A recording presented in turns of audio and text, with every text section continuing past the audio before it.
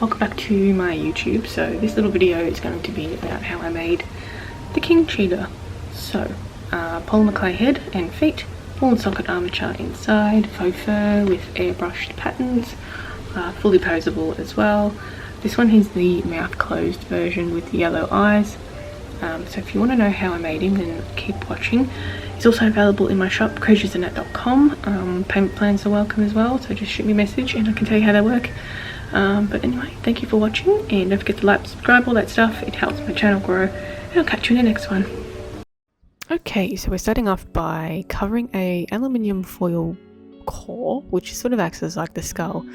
I'm covering it with some polymer clay, and I'm using Sculpt Original for this one, and that's the softer white one. I like working with softer clay, so I find this one better for just me personally, but you can get harder ones like Super Sculpty.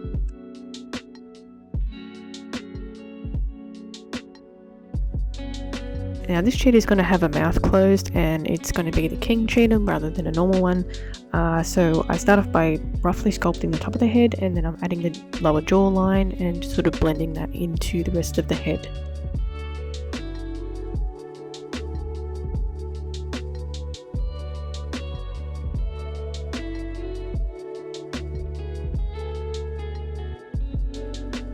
Then I can add a rough shape of the nose. I'm going to do a little bit of detailing, not too much.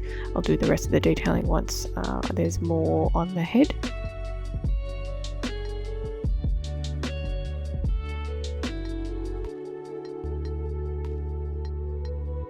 Now I'm just using my little ball tool to create the nostrils. Again, I'm just doing a rough shape, and I'll refine them once I've put everything together. So I have these little tools from Sculpting that have balls on the end of it.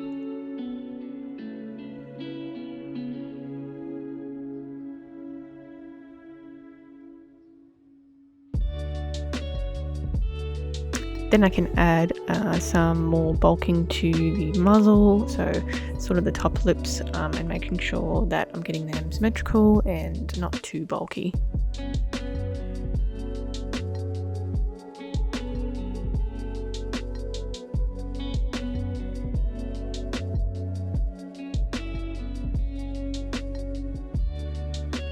So once I've pressed out a rough shape, I'm going to add a little bit more to the top of the nose, because cheetahs have quite a sort of pronounced nose. Then I'm going to add some eye sockets, because I'm going to be using some glass eye capuchons for these. So I need a little eye socket just to push it out a little bit, because they've got a flat back.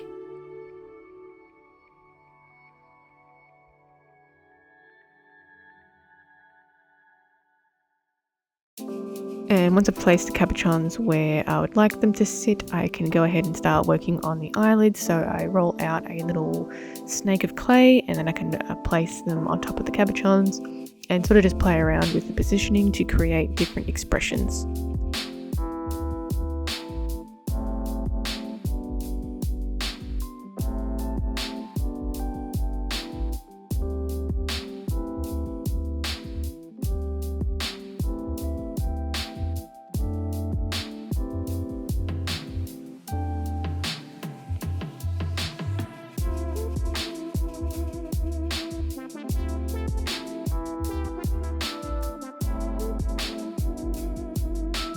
Once I'm happy with that, I can start adding the brow, all the detailing to the brows. And again, cheetahs have a pronounced brow, so I'm going to make it a bit more pronounced than the other dolls that I've sculpted, like the tiger and the lion.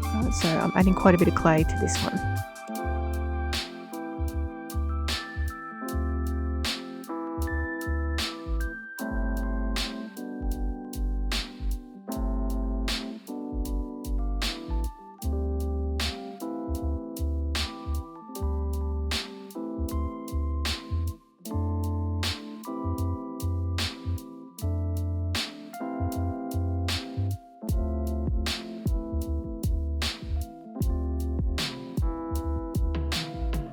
Moving on to the ears, so I've rolled out two same size bits of clay, and I'm going to be shaping them with my fingers just into the rough shape of a ear.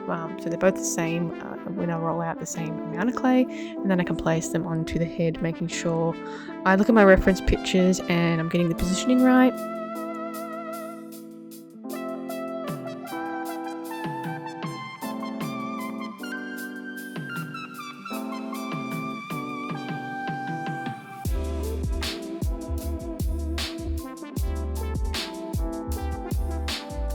And then I can blend that into the rest of the head and sort of scoop out any excess or add any more that I need to add. I usually add a little bit more just because there's a couple of features on an ear that's a little bit more pronounced. So I end up adding some more and creating that little ear ridge just with my finger.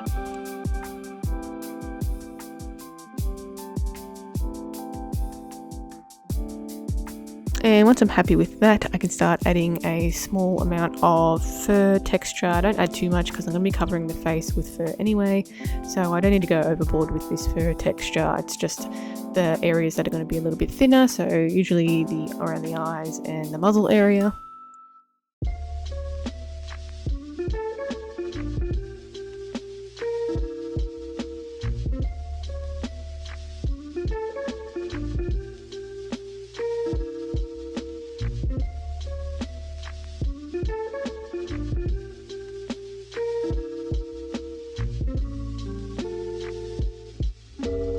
Once I'm happy with that, I can start working on the feet. So I needed to make 8 feet for this one because I did 2 different cheetahs. So I rolled out 8 bits of clay, all roughly the same shape, and then rolled out, each one had 4 little bits of clay that I rolled out for each toe and just marked out where I want the toes to be. And then I'm going to be adding those 4 bits of clay to make the toes and to make the knuckle area.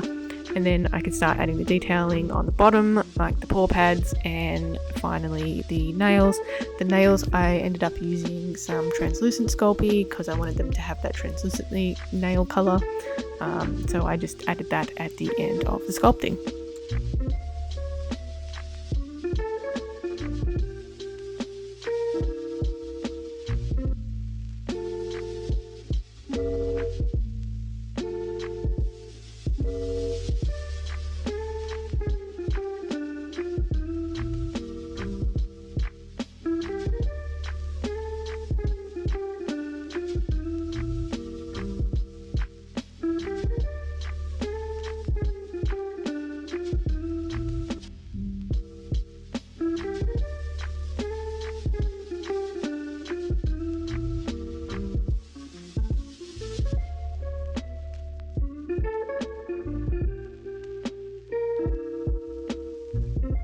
So after that has all been baked, I've added the armature to the back of it, and I'm using a ball and socket armature for this one, so I've attached it and let it dry overnight so it's nice and hard, and I can start painting the areas that need to be painted. So I'm using water-based acrylic paint to paint around the eyes and the nose area, and I just did a rough in of the cheetah teardrop markings, just so I know where they're going to sit once I've applied the faux fur to the face, and I can go over it with my airbrush.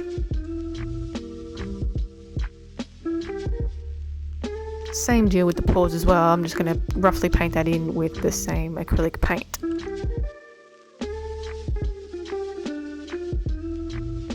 Once that's done and dry, I can start attaching the armature together. So again, I'm using a ball and socket armature. It's the 1/4 size, so it's the medium sized. I'm just using my tool to click everything into place. Each side is exactly the same, so there's the same amount of joints. Once that's done, I can stand it up, and I usually wrap some pipe cleaner around it, so when I do the polyfill felting, it has something to catch on, and it doesn't just twirl around the armature because it's quite slippery, so it really helps to catch the polyfill that I'm using.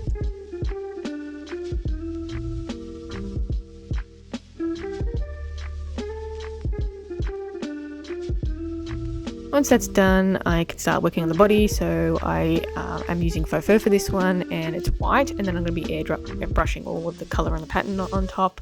So I start off with the torso piece and sort of trim it as I'm putting it together, pin it together, and then sew everything up using a lattice stitch.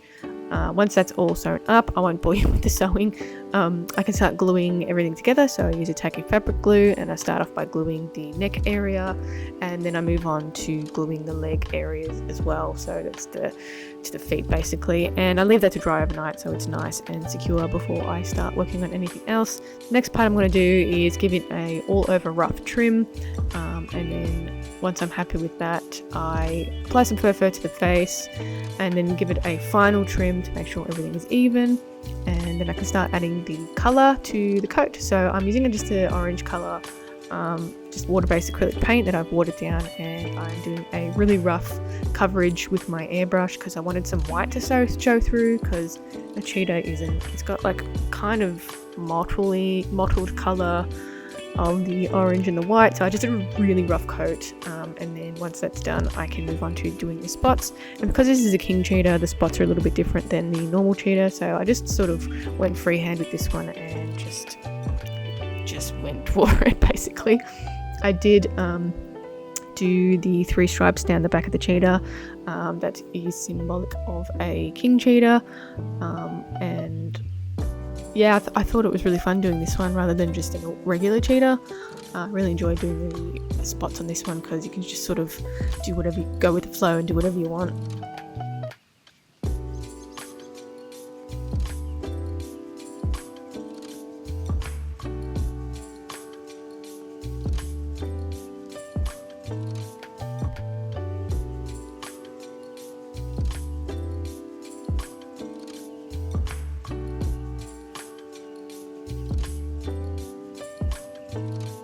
And I'm just giving it a comb out because this is a bit more paint than the little spots. So I'm just giving it a quick comb out just so it's not so clumpy, but with an airbrush it's pretty good.